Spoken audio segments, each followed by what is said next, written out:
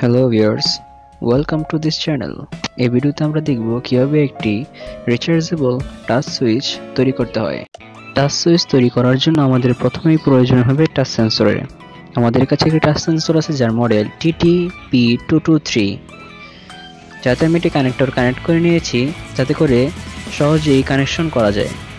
একটি 5 volt relay মডিউলের পিনগুলো connect করার জন্য তিনটি ফিমেল জাম্পার, 3.7 ভোল্ট ব্যাটারিটিকে চার্জ করার জন্য লিথিয়াম ব্যাটারি চার্জিং মডিউল, সবগুলো মডিউল একসাথে কানেক্ট করার জন্য 15x15 মিলিমিটার একটি পিসিবি বোর্ড, সুইচের ফ্রেম তৈরি করার জন্য কিছু প্লাস্টিক এবং সোল্ডারিং কিট।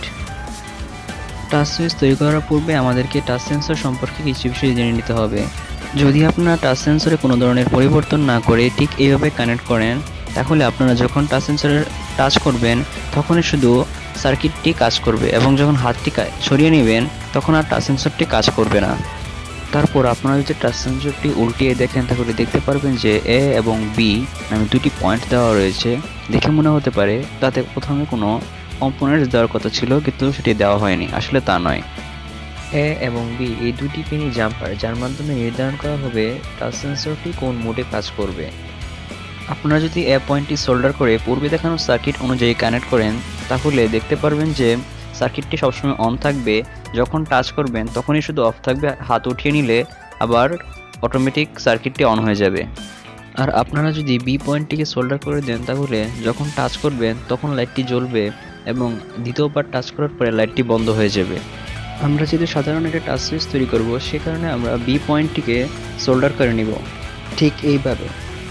এখন আমরা লিথিয়াম ব্যাটারি চার্জিং মডিউলের সাথে ব্যাটারিটিকে কানেক্ট করে নিব যাতে করে আমরা সার্কিটটিতে পাওয়ার সাপ্লাই সরবরাহ করতে পারি।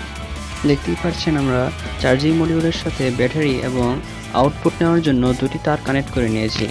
এখন আমরা সবগুলো মডিউল একসাথে কানেক্ট করে দেখব যে আমাদের সার্কিটটি ঠিকমতো কাজ করছে নাকি। আমরা পূর্বে যে সার্কিটটি দেখেছি সে অনুযায়ী কানেক্ট করব।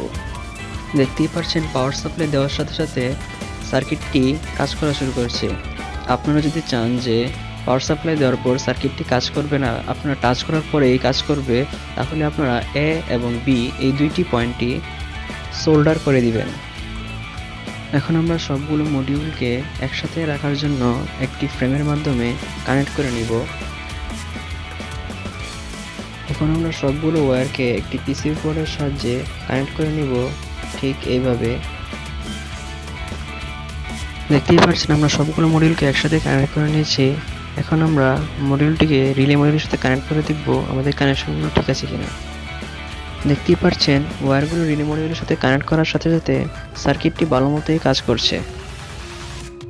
এখন আমরা সবগুলো মডিউলকে কাটা প্লাস্টিকের সাথে কানেক্ট করে নিব, যেগুলো আমরা ফ্রেম তৈরি করার জন্য রেখেছি।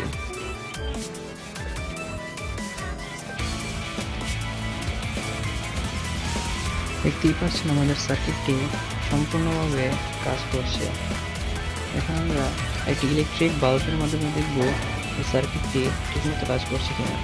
সে কারণে আমরা একটি ইলেকট্রিক বাল্ব নিয়ে নিলাম এবং মেন পাওয়ার সাপ্লাইকে আমরা মাঝখানের পিনের সাথে কানেক্ট করব রিলে মডিউলের, এবং লাইটের অপর একটি প্রান্ত বাম পাশের পিনের সাথে কানেক্ট করব। দেখতেই পাচ্ছেন আমাদের কানেকশনগুলো সম্পূর্ণ হয়ে গেছে। এখন আমরা মাল্টিপ্লাকের মাধ্যমে লাইন দিয়ে দেখব সেটা কাজ করছে কিনা। দেখতেই পাচ্ছেন আমাদের সুইচটি সম্পূর্ণ ভালোভাবে কাজ করছে। টাচ করার সাথে সাথে জ্বলছে এবং দ্বিতীয়বার টাচ করার সাথে সাথে সেটি নিভে যাচ্ছে। ফ্রেমটিতে ট্রান্সফারের প্লাস্টিক ব্যবহার করার কারণে অন্ধকারেও খুব সুন্দর লাগছে সুইচটি। যদি এই ভিডিও সম্পর্কে আপনাদের কোনো প্রশ্ন থেকে থাকে অথবা আপনারা কোনো বিষয়ে আলাদা করে ভিডিও চাচ্ছেন তাহলে অবশ্যই কমেন্ট বক্সে জানাবেন। ধন্যবাদ। Thanks watching for in this video.